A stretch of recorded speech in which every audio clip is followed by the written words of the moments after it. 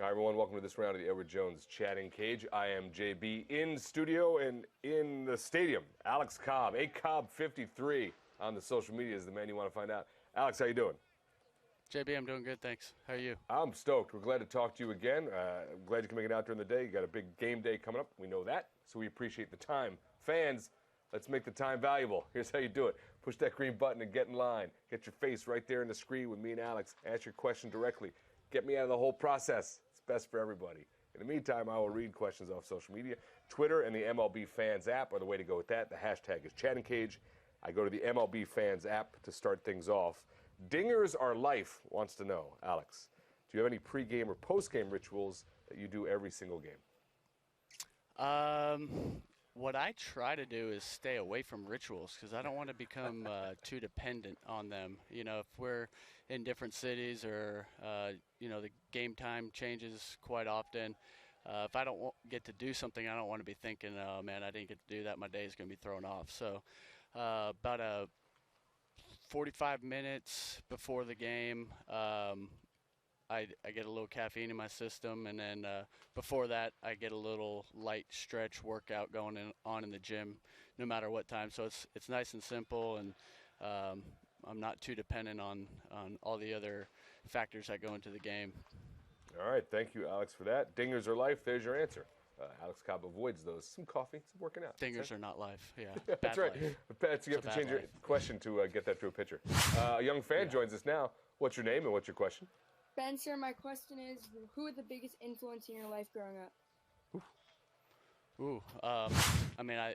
I'd have to say it's a boring answer, but which everybody else's influence is their parents. I was fortunate to have mom and dad that were very involved in everything I did, and to this day, my dad's still able to help me with whatever difficulties I'm going through, whether it's on the mound or whatever. But, they're obviously the biggest influence. I'd say my biggest baseball influence would probably be, guys like, I hate to admit it now that they're my division rivals, but I grew up watching the Red Sox a lot. So guys like Curt Schilling, Pedro Martinez, watched them a lot. And, as a little kid, I thought maybe I could model my game off of them, but, their abilities are so far beyond most people's capabilities that I think what I took from them the most was probably just their mentality on the mound, how strong-willed they were and how determined they were on the mound.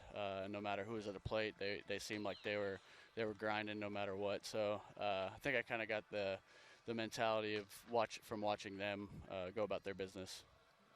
Great question from a young fan. Good answer, Mom, Dad, and the Red Sox, says the Rays pitcher. He has to admit it, even though it's painful to do now as a rival. Born there. There you go. That's right. That's still hometown. Yeah. That's not going to change. Another young fan joins us. What's your name? What's your question for Alex? Hi, I'm Jack. My question is, how does it feel to get a major league strikeout? Awesome. That feeling kind of fades the longer you're in the big leagues. But I can tell you my major league debut, and we have a guy making his major league debut tonight, Jacob Faria, which is going to be fun to watch. But my major league debut, getting that first strikeout was fortunately my first batter I faced, was just a dream come true. And I think that there's highlight moments of strikeouts throughout your career. I think the first time I got to face Derek Jeter and strike him out was another moment where it's just surreal, and you can't believe that you're sitting here on a big league field and able to do what you do. But I'll tell you what, I got in the box, and I got a few strikeouts on that end of things too, and they're not quite as fun. But when you get the hit, you realize it's a lot more difficult than the way it feels like when you're on the mound trying to strike somebody out. All right, thank you for that question. Lots of insights there to both sides of the strikeout from Alex Cobb, pitching, and the first one. And a great moment, too, to talk about historically, just to get and face Jeter like that. Thanks for sharing that one as well. Another young fan joins us. What's your name? What's your question for Alex? Hi, Alex. My name is Daniel from New York. And my question is, how tough was it to come back from Tommy John surgery and all your other injuries? I've had a long list of injuries, unfortunately. I would say Tommy John, hands down, has been the most difficult. And I still would say I'm I'm getting back to be fully myself pre-surgery, but I think the Tommy John's the most difficult one just because of how long it was. I was unfortunate to get it at a time where I was going to miss all of the 2015 season and then most of the 2016 season as well. So it's really away from a big league mound in a big league game for close to 2 years. So it's been a struggle. I relate it kind of like trying to sort through a very unorganized file cabinet and get the right mechanics and the right feel down. There's a lot of different things you got to try to experiment with and fail at. And, fortunately, I'm starting to feel close to back to normal. And once I hit that groove, it'll be back to normal. But it's definitely a difficult task. Alex Cobb working back to full health. Young Daniel with a specific question there. Thanks for that question, Alex. Thanks for sharing what that process is like for you. I know fans want to find that out about you. We're going to do now the EDJ question of the day. Alex, you're only 29, but you are currently the oldest member of the Rays rotation. Do you take on the role of the veteran leader with the young group of pitchers, and if so, how's that look? That's weird to hear that I'm the oldest guy on the staff, but I've always been the young guy. Now you're the old guy on a very young team. But the role as a leader, it's something here that hasn't really need to be as prevalent as I think a lot of other teams. We got a staff that has all done it before. Very professional in everything we do. We take pride in our accountability from top to bottom. Each guy takes care of their work, and if they don't take care of their work, we're all close enough as friends and competitors together that we can call out each other and the feelings aren't hurt. So guys are through this staff are able to really just go out on the field and take care of their business. And when things are struggling for an individual out there, another guy's able to pick them up the next night, or whether it's on the field or off the field if they're struggling. So, we haven't had the need of one specific leader, and this is kind of the way it's been here for a while. There's always been a multitude of guys that have kind of taken that role, and whatever young guy we do get, everybody works on helping that guy develop into what we expect a Rays starter to be like on and off the field. That was the EDJ question of the day. Great insight from Alex Cobb on the team chemistry and how leadership plays out there for those Tampa Bay Rays. Always great to get that insight there into the clubhouse and how that works, what leadership actually looks like in action. I go back to the MLB Fans app now, and this question is from Josh the Canadian, so it's an interesting question. Alex, could you talk on your American flag Wilson glove and the story behind it? Also, go Rays. That's from Josh the Canadian. Awesome. It's got to be a Rays fan to notice something like that. Yeah. I'm happy to see that he saw that. Really, it started with I had the guys over at Wilson basically make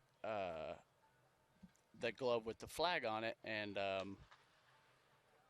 we were trying to use it in a game, and I had lost that glove, and I talked to them about it, and they noticed how passionate I was about that specific glove with the American flag on it, and they ended up making not only another glove for me that you see that I pitch with, but an entire glove that's an American flag, and the fingers are the stripes, and on the web's got the stars, and on the inside is I think all blue or all red. So I've posted on my Twitter page, and Wilson's tweeted it out a couple times as well, but it's just an unbelievable glove, and I think it just hits home to me just because my brother's served in the military. He's done 2 tours, and just growing up, it's the importance of what the servicemen and women do for our country to allow us to do everything on a day-to-day basis and live the free life that we do. It just really struck me at an early age of people would make that much of a sacrifice for somebody they've never even met, and allow me to be able to do what I love to do every day on the baseball field. So I really appreciate the service that they've done for our country, and it's a very, very small way to pay a little bit of tribute to them. Well, Cobb 53 is the handle, so if you want to find that glove, track it down through there. I echo your sentiments in every way, in addition to having brothers who have served as well. It is a special thing that they provide to us that the rest of us just can't show enough gratitude for. A young man joins us, another fan steps into the cage. What's your name? What's your question for Alex? Hi, Alex. My name is Nick from New York, and my question for you is, who was your favorite major league pitcher growing up, and why did you want to be like them?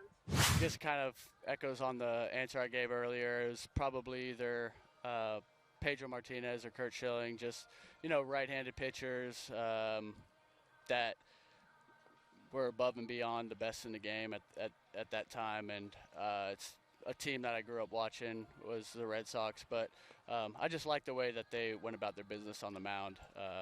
It's just nothing was left in between the lines. They gave it all they got every single night, and I like the way they both were able to pitch on both sides of the plate and change speeds, and it's just something that I felt like I could obtain at some point. Obviously, I'm not quite there with stuff. Nobody else is that's ever played this game, but just kind of the mindset of how they try to attack hitters, I really enjoyed to watch. Thank you to that young fan for a question, and for Alex for reiterating his love for those Red Sox and those Red Sox pitchers, two greats there in the game. This is the Edward Jones Chatting Cage. You can join us via the MLB Fans app on your device like this fan and say hello to Alex directly. What's your name? What's your question for Alex? Hi, Alex. My name is Tyler, and my question is, if you had to choose 4 different pitchers behind you in the starting lineup, who would they be? Ooh. 4 different pitchers. Oh, that's easy. I go Chris Archer, Jake Odorizzi, Erasmo Ramirez, and Matt Andrees. Very easy question. I think that we got one of the best staffs in baseball, and some of the best guys in baseball as well. The stuff that they're able to do in the community, and just the way they compete every single night. I take those guys hands down every single night. It is certainly a great rotation of incredible athletes, pitchers, and people down there in Tampa. Thank you for that, Alex. I'm going to follow up on that one real quick, though. Who do you love watching pitch that's not currently on your rotation? Well, I got a lot of friends floating on around the league right now that I've played with, so I really enjoyed tuning in, watching Price pitch. I really liked watching Shields when he left. He's with the White Sox now, who are playing tonight, but unfortunately he's on the DL. Jeremy Hellickson, Matt Moore, all those guys that came around here before me and that I was able to play with. Just guys I tune in to watch. There's some other guys that I probably watch for video purposes, kind of relate my game to their game. Righty pitchers, 90-92 is a changeup and a curveball, like Ian Kennedy, and I'll even watch Marco Estrada a little bit, and guys like that aren't going to jump off the page with stuff, but good competitors and know how to get guys out. The two distinct families there to watch. 2 things in common. Great to see how you break down who you'd watch in the league. Guys that came through Tampa, they're friends and pitch incredibly well, and the guys can help you learn to be a better pitcher yourself. Amazing. It's a good strategy. Hey, I know you got a game going on and stuff happening behind you, so we should probably say goodbye. Did you have a good time talking to fans today? Yeah, it was a great time. I just had a ball thrown at me, so I'm assuming it's my time to get out of here. That's how they produce things down there. Yeah. They just either knock you out unconsciously or hit you with a baseball. So, Alex, thanks so much for being with us. An absolute pleasure talking to you every time we do it. And fans, thank you for helping this cage be so special. You are really the reason we do it. We're glad you can be a part of it. We'll see you in the next round, the Edward Jones Chatting Cage.